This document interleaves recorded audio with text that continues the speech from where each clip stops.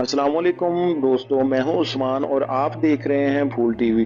तो दोस्तों, आज मैं आपको दो फरिश्तों हारूत और मारूत के बारे में बताऊंगा। हारूत और मारूत ये दोनों फरिश्ते हैं जो कि इंसान की सूरत में बाबुल शहर में रहते थे। ये दोनों इल्म सहर से वाकिफ थे। जो कोई भी इस सहर सीखने जाता था उसको ये मना करते थे।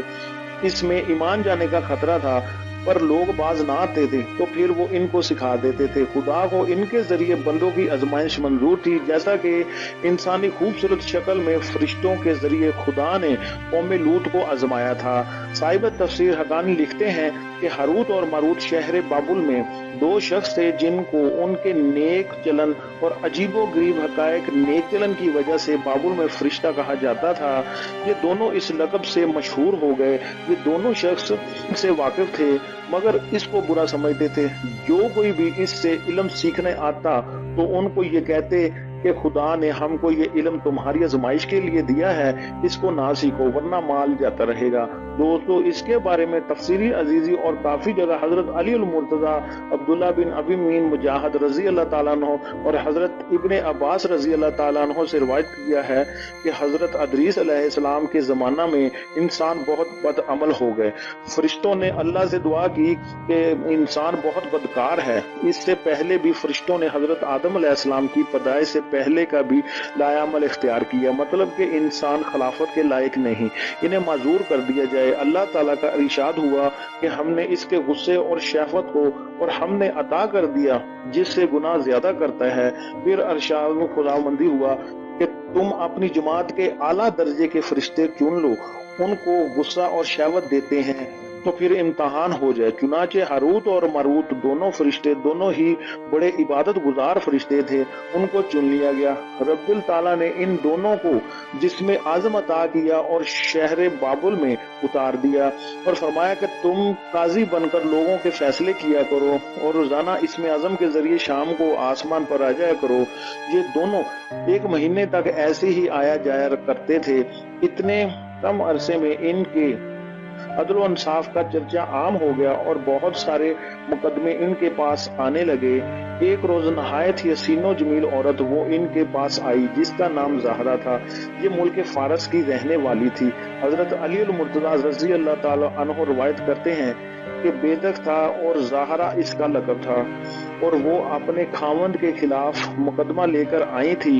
उन्होंने इसे देखा तो इस पर फिदा हो गए और इससे मिकात की ख्वाहिश की। उसने कहा कि मेरा दिन कुछ और है और आपका दीन कुछ और है और इख्तलाफ हो जाए, ये नहीं हो सकता। मेरा शौहर बड़ा ही गैरतमंद है, अगर उसे इस बात की खबर लग गई तो वो मुझे कत्ल कर देगा। उसने कहा कि पहले तो आप मेरे बुत को सजदा करो और फिर मेरे शौहर को कत्ल करो, फिर मैं तुम्हारी और तुम मेरे। तो उन्होंने इनकार किया। वो चलेगी पर उनके दिल में ज़हरा के इश्क की आग भड़क उठी। उसे पैगाम भेजा कि हम तुम्हारे घर आना चाहते हैं। तो उसने कहा कि सराकों पे। तो ये दोनों उसके घर पहुंचे और उनसे मुखातब होकर बोली कि अब आप लोग इसमें आज़म सिखाएंगे या बुत को सजदा करेंगे या फिर मेरे शौहर को कत्ल करेंगे या फिर शराब पिएंगे। तो उन्होंने सोचा कि इसमें आज़म इसरार इलाही है, इसको जाहिर करना बहुत बड़ा जुल्म है और बुत परस्ती शिरक है, तो शराब ही पी लेते हैं। तो उन्होंने शराब पी ली तो वो शराब के नशे में डूब गए। तो उस औरत ने बुत को सजदा और अपने शौहर को कत्ल भी करवा दिया और इसमें आज़म भी पूछ लिया। दोस्तों, जब हारूत और मारूत दोनों को बाबुल में बादशाह के महल के करीब एक वीरान उजड़े हुए महल में उतारा गया तो ये वीरान महल असेफ ज़दा महल से मशहूर था और इससे बेशुमार वाक़या को मंसूब किया जाता था।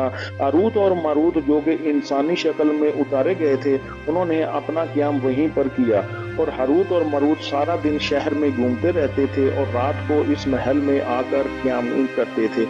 इन दोनों फरिश्तों को इंसानी जिंदगी बहुत अजीब लगी कि सुबह होती है तो इंसान अपने पेट की खातिर भाग दौड़ कर शुरू कर देते हैं। जब ये दोनों फरिश्ते बाबुल पर उतरे उस वक़्त बाबुल पर शिद्दात खानदान की हुकूमत थी। बादशाह खुद परस्त था और बादशाह की कई बीवियां थी और पहली बीवी से एक हसीनो जमील बेटी थी और बाकी में से कोई भी औलाद ना थी। उस बेटी का नाम बतूका था जो अक्सर बीमार रहती थी। एक रोज शहजादी बतूका रोजमर्रा की तरह जब उन्हें उठाने के लिए उनके कमरे का दरवाजा खटखटाया तो उसने दरवाजा ना खोला। बादशाह को इत्तला मिली कि शहजादी अपने कमरे का दरवाजा नहीं खोल रही तो बादशाह ने शहजादी के दरवाजे को तोड़ने का हुक्म दिया। जब ये लोग शहजादी के बिस्तर पर पहुंचे तो देखा कि उसकी आंखें खुली हैं और उसके दिल की धड़कन रुक चुकी है। शहजादी का जिस्म गर्म था और मुर्दा इंसान की तरह सख्त नहीं था। बादशाह और असहाब ने रोना शुरू कर दिया।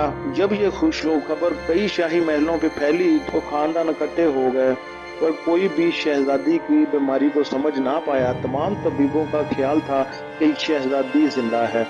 चुनाचे कुछ दिन गुजर गए, तब भी शहजादी की तबीयत में बेहतरी ना आई। बादशाह ने दुनिया के कोने कोने में अपने हकायत दौड़ाए, जो बेहतरीन हुक्मा को लेकर बादशाह के पास हाजिर हुए, पर फिर भी शहजादी की बीमारी को कोई समझ ना पाया और उन्होंने इस बात का खदशा जाहिर किया अगर शहजादी की कैफियत खत्म ना हुई तो वो 40 दिन के बाद मर सकती है। बादशाह ने शहर में ऐलान करवा दिया था कि जो शख्स भी इसका इलाज करेगा तो वो उसे इनामात से नवाजेगा।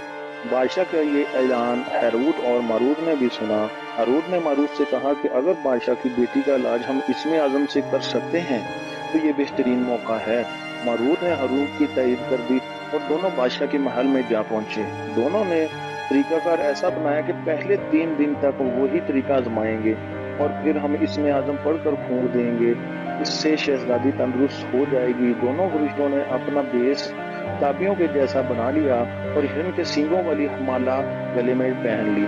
उनके हाथ में तबीबों की तरह दवाइयों का थैला भी था। जब ये दोनों बादशाह के सामने आए तो उन्होंने अपना तारुफ मुल्क यूनान के हुक्मान उनके नाम से करवाया कि वो बादशाह के ऐलान सुनकर शहजादी का इलाज करने आए हैं। बादशाह इन दोनों के हमरा शहजादी के कमरे में पहुंचा तो दोनों ने शहजादी का मुआयना किया और बादशाह से कहा कि इसमें कोई शक नहीं है कि शहजादी मर सकता है। ये क्यों हुआ, इसका अमल करना बहुत जरूरी है। तो उन्होंने बादशाह को अमल जाखरात के मतलब कुछ चीजें लिख कर दी तो वो चीजें बादशाह ने उसे मुहैया कर दी। जब तक तमाम चीजें उन तक पहुंच गई तो उन्होंने महल के अंधेरे वाले कमरे का इंतखाब किया जहां एक बहुत बड़ी गोल मेज पर शीशा नस्ब था।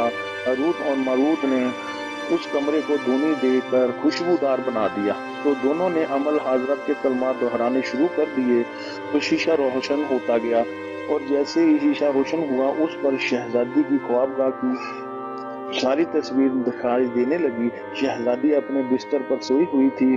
उसकी दाई जानब का नीचा उखड़ा हुआ था।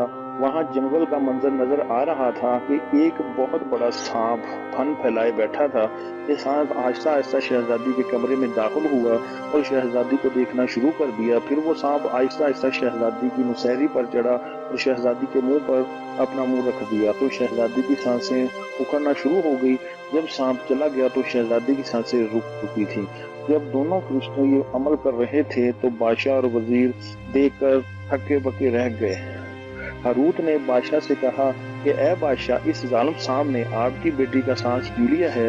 बादशाह चिल्लाकर कहने लगा कि क्या अब मेरी बेटी ठीक नहीं हो सकती? तो हारूत ने कहा कि शहजादी यकीनन ठीक होगी। पर दोनों फरिश्तों ने फिर धूनी तेज कर दी और कलमात तेज तेज पढ़ना शुरू कर दिए।